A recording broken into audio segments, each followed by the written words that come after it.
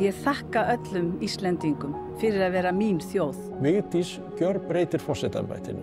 Hvað einkenndi íslensku konuna sem braut blað í heimsögunni? Styrkur hennar fólst í því að hún vann hug og hjörtu fólks. Vigdís líka kona með opinn faðminn. Það var mjög gaman að vinna með henni. Samstarfsfólk, vinir og fjölskylda Vigdísar varpa ljósi á forsetatíð og þrautar gönguna að embættinu. Þetta bara amma okkar. Við höfum aldrei litið á hana sem eitthvað forseta.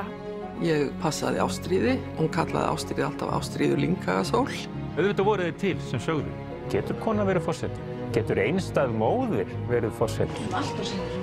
Og fjölmargir Íslandingar rifja upp áhrifarík augnablik sem tengjast Vigdísi. Það má segja að hún hafi orðið fyrirmynd heillar kynslóðar. Og ég hef einu sinni hitt Vigdísi. Ég hitt hann ekki beint, ég sá hann á tónleikum. Hún var bara rosalega dáð og elskuð. Það var alls konar fólki. Takk Vigdís. Takk Vigdís. Takk Vigdís. Takk Vigdís fyrir að vera frábær manneskja. Takk Vigdís á kvennafrídaginn 24. október á RÚV.